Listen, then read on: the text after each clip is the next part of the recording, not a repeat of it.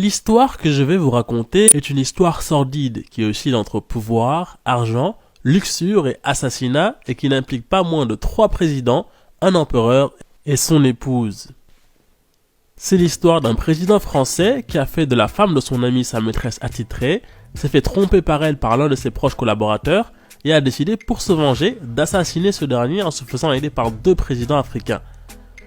Bonjour, bienvenue sur Ekima News, le média qui met l'accent sur l'Afrique. Merci pour votre soutien car sans vous, nous n'existerions pas.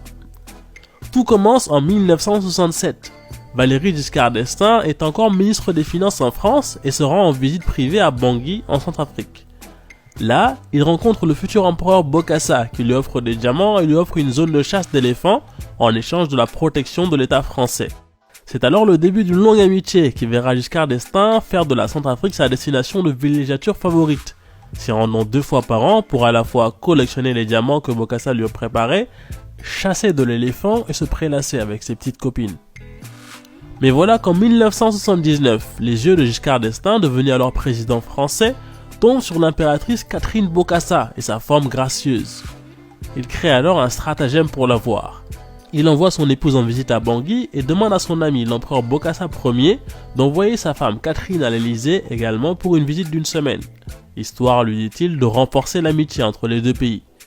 Bokassa, convaincu par Giscard, s'exécute et lui envoie Catherine qui est la préférée de ses 6 épouses et qu'il a élevée au rang d'impératrice.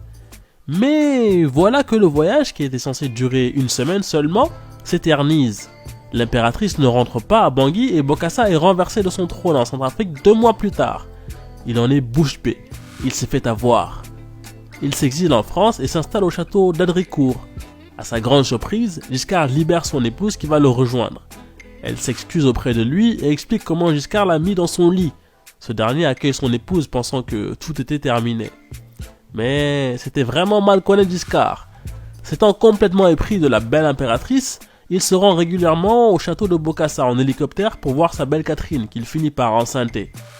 Pris de colère devant sa femme enceintée par un autre homme, l'empereur décide d'alerter le média français Le Canard enchaîné, qui révèle l'affaire dans la presse. Rien n'y fait, Giscard veut continuer de voir sa Catherine. Il décide donc de se faire aider par son chargé des affaires africaines, René Journiac, pour organiser des rendez-vous entre lui et Catherine. Seulement, voilà que René Journiac tombe à son tour sous le charme de l'impératrice et les 2 finissent par entretenir une relation intime. Valéry Giscard d'Estaing l'apprend et devient fou de rage lui aussi. Pour venger cet affront, il décide d'exécuter René Journiac. Pour y parvenir, il envoie Journiac en mission secrète au Cameroun auprès du président camerounais de l'époque, Ahmadou Ahidjo. Il lui dit que du fait du caractère secret de la mission, il devrait prendre un avion de la France vers le Gabon, où, à Libreville, le président gabonais Omar Bongo affréterait un nouvel avion qui l'emmènerait au Cameroun. Ce que Journiac ne sait pas, c'est que l'avion à Libreville est chargé d'explosifs. Il n'y voit que du feu. Le 6 février 1980, l'avion qui le transporte de Libreville vers l'aéroport de Ngaoundéré au Cameroun explose en plein vol, sous les yeux du président Ahidjo et de l'ambassadeur de France au Cameroun. L'accident est passé sous silence en France comme au Cameroun car il faut absolument maintenir dans le secret la rencontre avortée entre Ahidjo et Journiac car celle-ci n'avait pas d'autre motif que l'assassinat de celui-ci, celui qui avait osé toucher à la Catherine de Giscard. En aidant son ami Valéry Giscard d'Estaing à assassiner René Journiac, Omar Bongo payait ainsi une dette. En effet, quelques mois plus tôt, Valéry Giscard d'Estaing avait aidé Omar Bongo à assassiner l'amant de sa femme en France. Sale affaire, vraiment. On vous laisse écouter le témoignage de l'empereur Bokassa sur cette histoire. Comme sa femme venait de passer 24 heures à Bangui, il faudrait que je lui envoie Catherine. Et l'échange des épouses comme ça permettra aux Français et aux Centrafricains de savoir que notre amitié va toujours très bonne, qu'il n'y a rien, qu'il n'y a pas de point noir, qu'il n'y a pas de problème.